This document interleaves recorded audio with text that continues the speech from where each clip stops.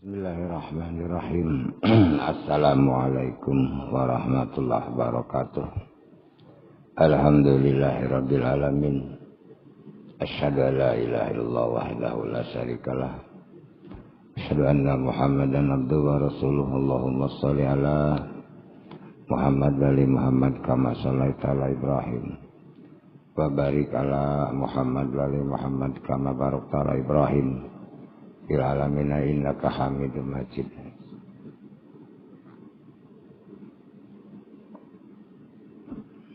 Alhamdulillahirabbil alamin. Kita sekarang berada pada posisi yang insyaallah jadi pilihan.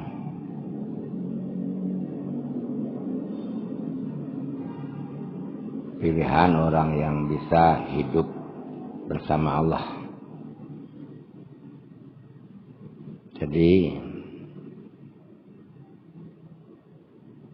24 jam dari detik-detik punya kemungkinan yang sama ajal kita datang. Malam tidak lebih besar kemungkinannya daripada siang atau sebaliknya. Pesannya kalau para khatib selalu berpesan wala tamutunna illa wa antum muslimun. Jangan mati kecuali sedang melaksanakan Islam. Jadi bukan kalau hanya ngaku itu kan susah ya. Jadi jangan mati kecuali sedang melaksanakan Islam.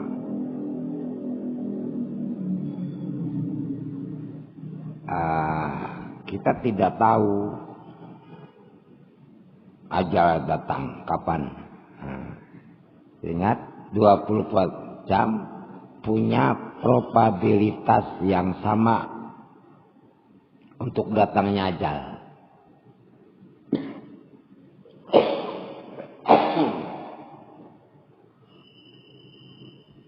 Bisa malam, bisa sore, bisa siang, bisa pagi, wallahu alam. Pesan Allah kepada hambanya, jangan mati kecuali dalam keadaan melaksanakan Islam. Untuk bisa merealisasikan pesan Allah, jangan mati kecuali dalam keadaan sedang berserah diri taat kepada Allah. Satu-satunya jalan 24 jam harus bisa hidup bersama Allah. 24 jam. Jadi jangan sampai hidup bersama Allah hanya di masjid. Kalau dari masjid sudah bersama setan, bersama togut. Di 24 jam, ingat. Jadi saya ulangi lagi, 24 jam. Tiap detiknya itu selama 24 jam punya kemungkinan yang sama untuk datangnya ajal.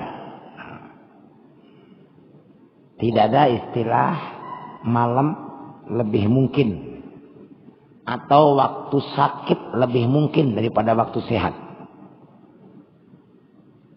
atau di perjalanan lebih mungkin. Tidak, kemungkinannya sama, punya kemungkinan yang sama ajal datang selama 24 jam.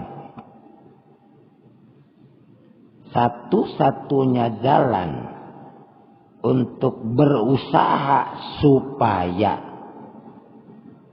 mati kita sedang berserah diri sama Allah, sedang melaksanakan Islam, maka selama 24 jam harus hidup bersama Allah. Bagaimana sebuah kehidupan bisa disebut hidup bersama Allah?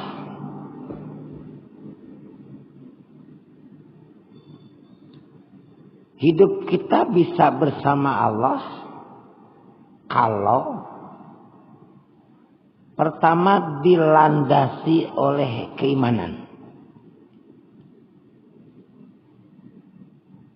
Sehingga dengan landasan iman itu niatnya selalu untuk mencapai keridhaan Allah. Mana mungkin orang yang tidak beriman hidupnya bisa digunakan untuk mencapai keridhaan Allah.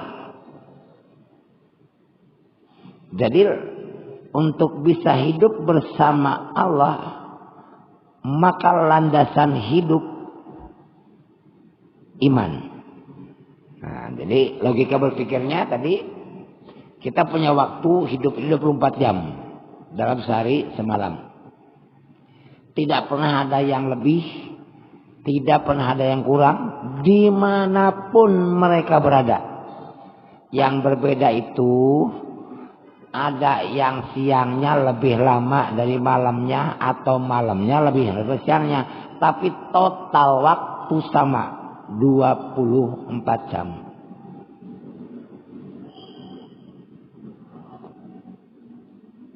Selama 24 jam ini punya kemungkinan yang sama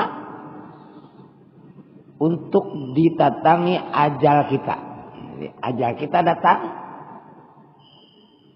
pada setiap waktu punya kemungkinan yang sama.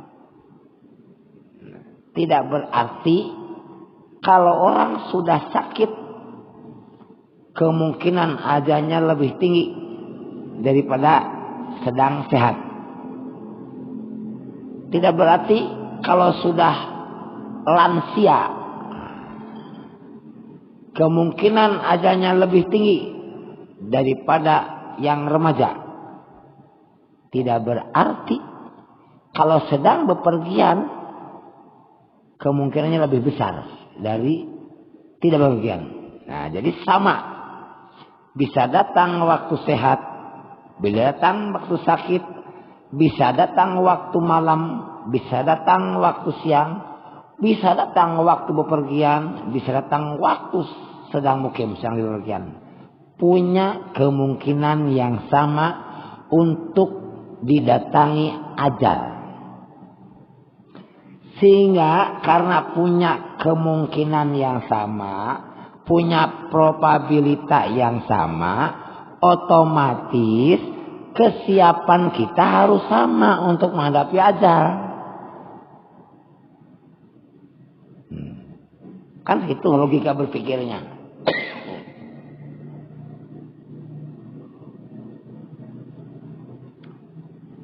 Karena harus punya kesiapan yang sama untuk menghadapi ajal, maka usahakanlah hidup kita harus selalu bersama Allah. 24 jam. Karena kita tidak pernah tahu ajal kita datang pagi, sore, siang, sakit, sehat, sedang sibuk, sedang santai, nggak pernah ada yang tahu. Ini masalah gaib.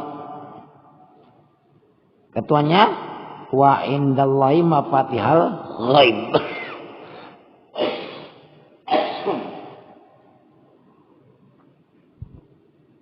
Hanya pada sisi Allah lah pengetahuan terhadap masalah yang gaib. La ya'lamuha illa huwa. Tidak ada yang mengetahui selain Allah. Nah, jadi ini membangun logika berpikir. Semua.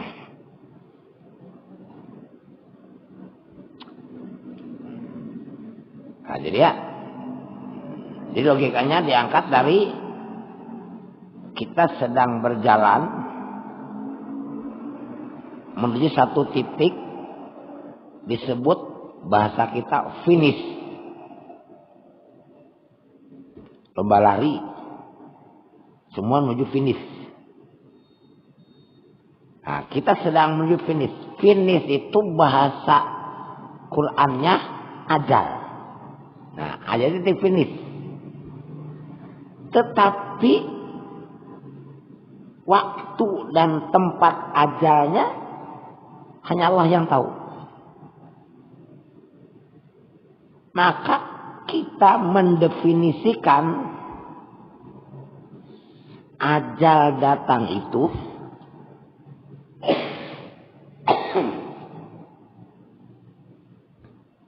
pada setiap waktu punya kemungkinan yang sama. Tidak berarti kalau sudah sepuh kemungkinan datangnya ajal lebih besar dari yang muda-muda.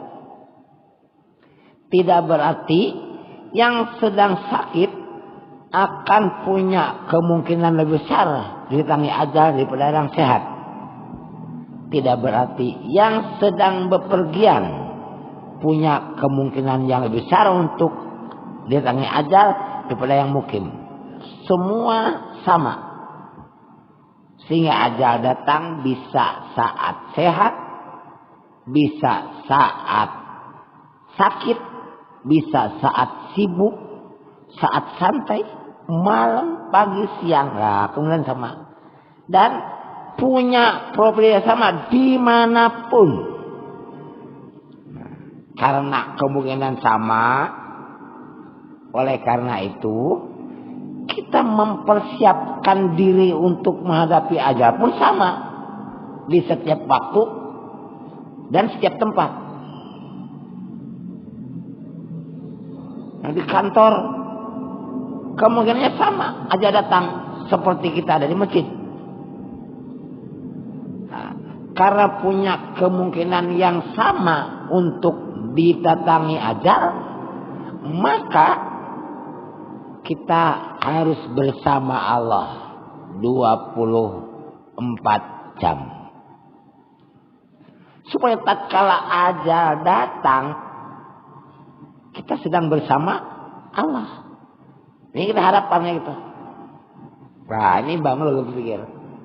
Sebab kadang-kadang masih sehat promosinya ajalnya jauh. Berarti kalau masih sehat ajalnya jauh, sehat kemungkinannya lebih kecil didatangi ajal daripada sakit. Kan tidak seperti itu. Tidak berarti wah ini sudah tua ini harus siap-siap menghadapi kematian. Menunjukkan bahwa kemungkinan ajal datang bagi orang yang sudah tua lebih besar daripada yang muda-muda. Kan tidak seperti itu. Nah, ini logika berpikir kan gitu. Wah, ini yang di pergian pakai pesawat itu kemungkinannya lebih besar. Nah, karena kecelakaan hilang kan gitu. Nah, ini juga tidak bisa. Nah, jadi kita memahami bahwa setiap tempat dan setiap saat punya kemungkinan yang sama kita didatangi ajal. Bisa sedang dimanapun ajal datang. Karena setiap saat dan setiap waktu punya kemungkinan yang sama untuk didatangi ajal, supaya kita tetap bersama Allah, bahasa lain husnul khotimah, atau tetap isam waktu mati, sehingga pesan Allah wala tamutunna illa wa antum muslimun tercapai, maka 24 jam dimanapun berada kita harus hidup bersama Allah. Nah, ini difahamkan betul. Karena banyak sekali orang yang masih muda merasa energik, rasanya umurnya masih panjang sekali, sehingga suka melupakan akan adanya ajal karena rumongsone disuwi. Apalagi tensinya bagus, kesehatannya bagus, sehat. Wah, rumangsanya masih lama pun sehat. Sehat atau sakit punya kemungkinan yang sama untuk didatangi ajal. Ini sampai paham mendarah daging, sehingga kita tidak berani satu titik pun hidup tidak bersama Allah. Karena bisa saja pada saat kita hidup bersama setan, ajalnya datang. Karena punya kemungkinan yang sama. Karena kita tidak pernah tahu. Yang kita tahu secara pasti, ajal datang tepat waktu. Itu yang pasti. Yang Allah beritahukan kepada kita. Itu yang kita pasti tahu dan hak. Ajal datang tepat waktu. Tapi kapan dan di mana kita tidak tahu. Jadi pemahamannya, ajal pasti datang dan pasti tepat waktu. Yang kita tidak tahu kapan dan di mana ajal itu datang. Karena kemungkinannya sama, bisa datang sore, pagi, atau dimanapun kita berada, maka kita definisikan setiap waktu dan setiap tempat punya kemungkinan yang sama untuk didatangi ajal. Ini dipahamkan. Ini lo berpikir bahasa statistik ya. Karena pemahaman kita setiap waktu dan setiap tempat punya kemungkinan yang sama untuk didatangi ajal, maka 24 jam dimanapun berada kita harus hidup bersama Allah. Tidak hanya waktu ngaji, tidak hanya waktu sholat, di pasar, di kantor, di jalan, semuanya punya kemungkinan yang sama.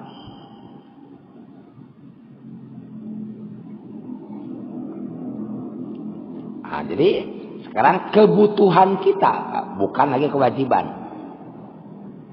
Kebutuhan kita bisa hidup bersama Allah 24 jam, bukan lagi kebutuhan.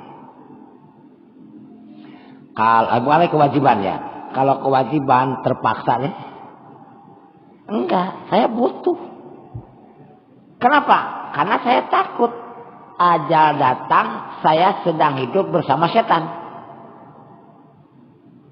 Kan kerugian besar bagi kita.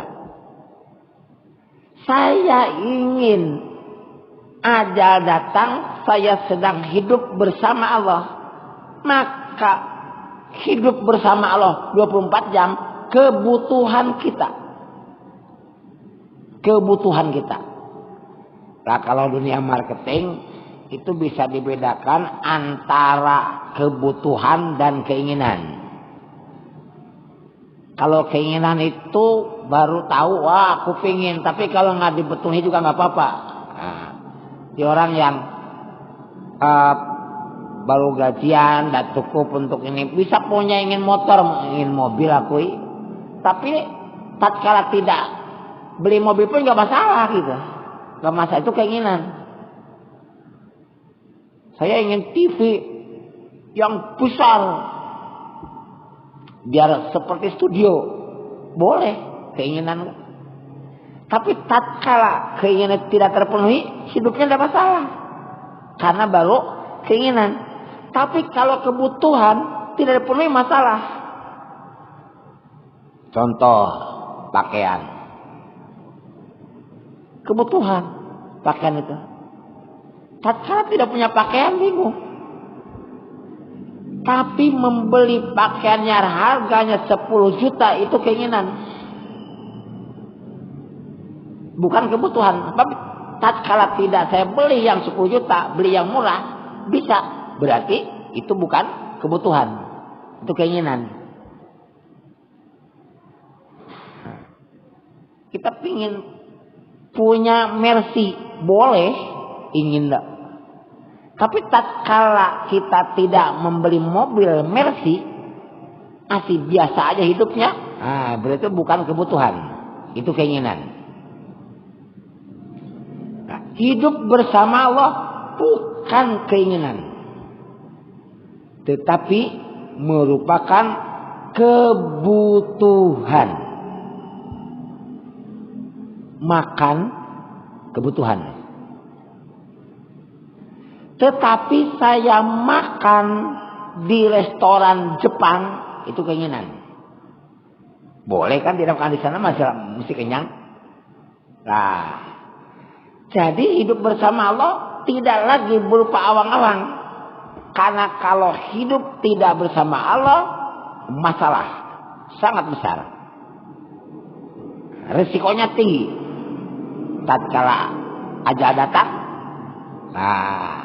kerugiannya luar biasa kali. Oleh itu, hidup bersama Allah merupakan kebutuhan kita. Kita takut nggak punya pakaian karena nggak bisa apa-apa kalau nggak berpakaian. Kita takut nggak bisa makan karena kalau nggak makan kita lemas, nggak bisa bekerja. Kita nggak bisa, takut nggak bisa tidur itu kebutuhan dan seterusnya. Hidup bersama Allah kebutuhan, bukan keinginan. Sehingga seperti makan nggak bisa tawar-tawar, mesti bisa makan. Seperti berpakaian harus menjadi kebutuhan karena tidak mungkin tidak berpakaian dalam hidup ini dan seterusnya. Sama dengan hidup bersama Allah, tidak mungkin hidup tidak bersama Allah. Karena kalau hidup tidak bersama Allah punya risiko yang sangat tinggi. Mengingat kemungkinan datangnya ajal bisa setiap saat dan setiap tempat. Kebutuhan. Ini harus dipahami. Jangan mengatakan bahwa hidup bersama Allah itu tidak kebutuhan. Ini merupakan kebutuhan. Ini kalau di perusahaan ya, dia perusahaan mengasuransikan asetnya itu kebutuhan. Kenapa? Dia menimbang kemungkinan terjadi kebakaran sangat tinggi. Nah, itu kebutuhan kan? Sehingga dia tidak berani tidak mengasuransikan asetnya. Karena itu kebutuhan. Risikonya tinggi tatkala tidak. Nah, ini juga sama. Jadi, hidup bersama Allah bukan merupakan keinginan, tapi merupakan kebutuhan. Nah, sekarang bagaimana hidup itu disebut bersama Allah? Yang pertama, pelihara keimanan pada setiap saat dan setiap tempat. Iman itu naik dan turun. Ini harus diwaspadai. Sifat iman itu ya zidau yangkus, naik atau turun. Tatkala turun itu sunatullah, keimanan. Kita waspada, jangan sampai turunnya keimanan diteruskan. Nah, ini nih harus waspadai. Kapan kita tahu iman kita turun? Kita tahu keimanan kita turun tatkala mau beribadah kok merasa berat Mau sholat jamaah atohi, iman kita sedang turun. Mau sedekah mana mandi, iman kita sedang turun. Pada saat itu cepat istighfar sama Allah. Atau mungkin berani maksiat. Berani maksiat. Ini iman sedang turun. Tatkala seseorang maksiat, maka maka dengan satu maksiat akan menyebabkan iman kita semakin turun dan semakin jauh dengan Allah. Maka tidak mungkin bisa hidup bersama Allah. Makanya tatkala di Quran itu tatkala kita digoda setan, fasta'idz, cepat berlindung sama Allah supaya tidak terusan. Tatkala kita maksiat, setan untuk bisa memasukkan ke jalannya, ke jalan setan ya, tidak pernah sekaligus, sedikit demi sedikit, nyicipi atau ngurungok melihat nyicipi terus menjadi pelaku utama. Kalau itu tidak disadari, kita tidak sadar akan nampak jauh ke sana, semakin jauh. Ini hadis itu. Jadi tatkala kita membuat perbuatan maksiat, tidak berpengaruh apa-apa itu maksiat kecuali nambah jauh kepada Allah. Berarti hidup bersama Allah jauh. Tapi tatkala kita ibadah mendekat sama Allah, maka tidak punya dampak apa-apa kecuali bisa semakin mendekat sama Allah. Sholat sampai sini, insya Allah untuk lebih bisa sholat lagi lebih mudah. Sampai sini tahiyatul masjid, sampai sini qobla, sampai sini ada ba'diyah, ada ngaji, ada silaturahmi, banyak sekali kemurutan. Tatkala sholat di rumah, ini contoh, malas ke masjid, di rumah aja lah. Ada kemungkinan sholat ba'diyah pun tidak sempat dilakukan karena sudah ada macam-macam masalah di rumah. Nah, jadi semakin dekat dengan Allah, semakin tambah dekat, semakin lengket kita.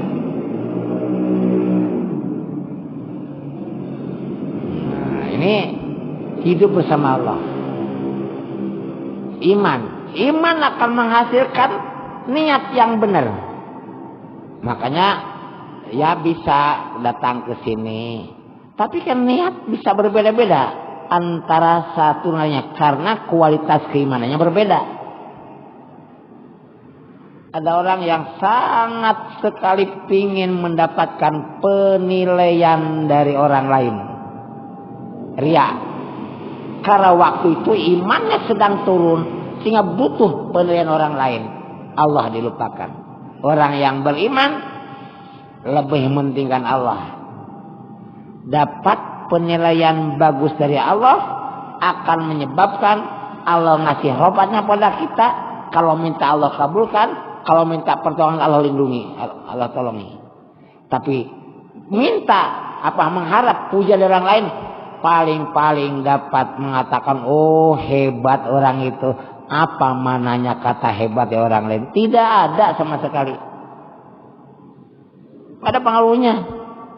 Orang mengatakan hebat, pada tidak hebatnya ada pengaruhnya. Jadi orang yang tidak hebat dikatakan hebat tidak akan berubah jadi hebat.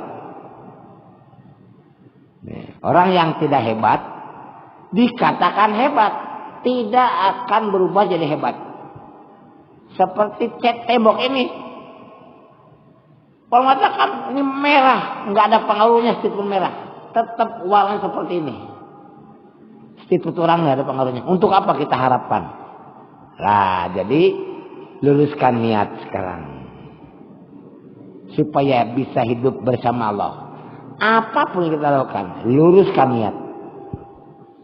Yang kedua, amal yang dilakukan atau aktivitas yang dilakukan harus sesuai dengan keinginan Allah juga.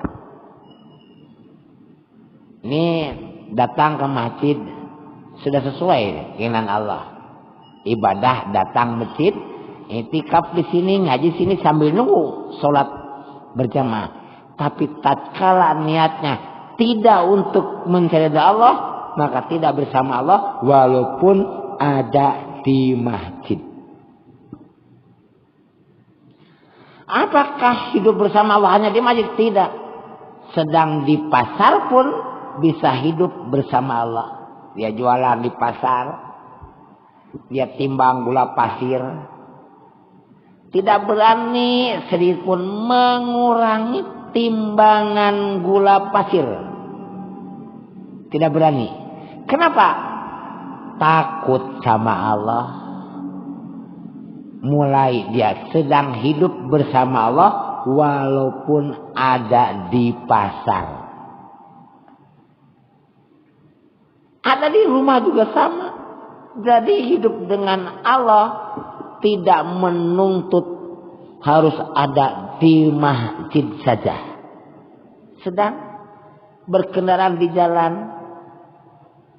ngebut, takut mencelakai orang lain. Saya hati-hati supaya tidak mencederai demi ridha Allah, hidup bersama Allah.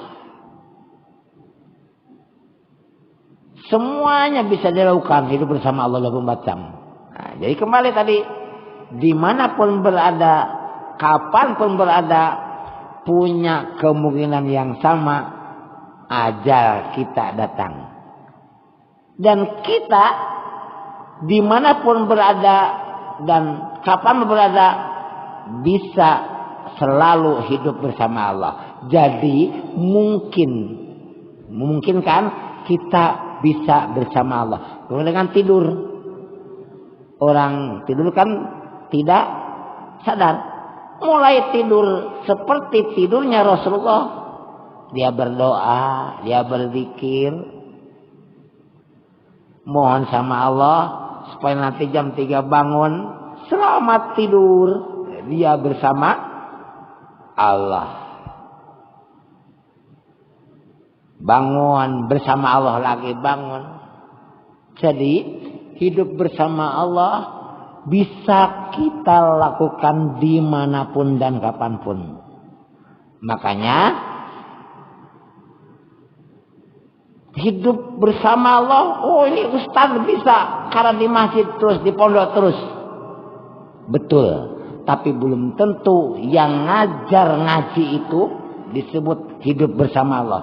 Karena bisa terjadi ngajar ngajinya hanya untuk bisa mendapatkan titel kiai.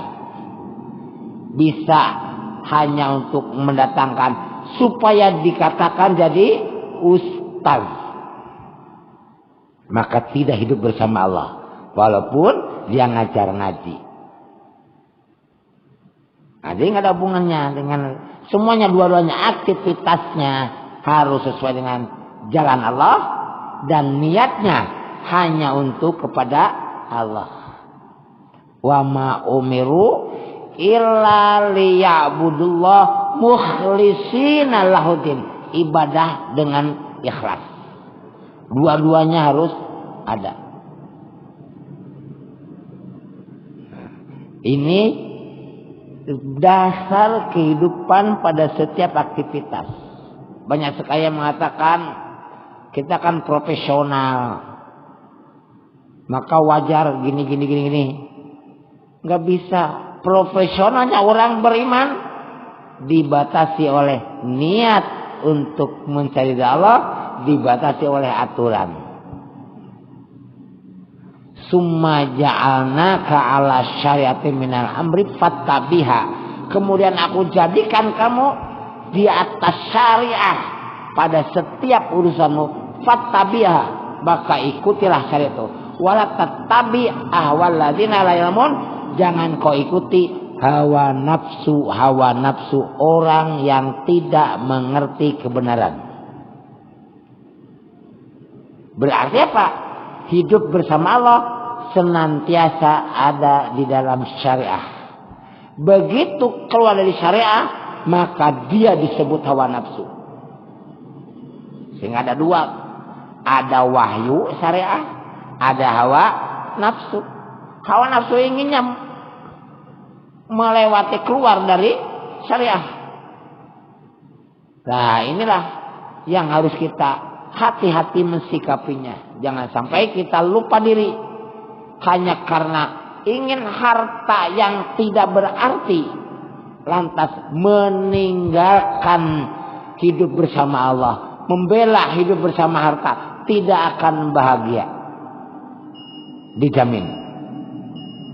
Nah, jadi pesan Allah yang sering diutarakan oleh Pak Khatib Jumat, wala tamutunna illa wa antum, harus kita realisasikan dengan berusaha semaksimal mungkin hidup bersama Allah. Dan hidup bersama Allah harus menjadi kebutuhan primer kita, jangan kebutuhan sekunder, sehingga sangat diperhatikan sekali. Insya Allah dengan kesungguhan hati, innalladzina jahadu fina, kalau dia jihad ada di jalan aku, kata Allah, lanahdiyannahum, pasti aku berikan hidayah dengan berbagai macam cara. La innallaha ma'al muslimin, dan Allah selalu beserta orang-orang yang berbuat kebaikan.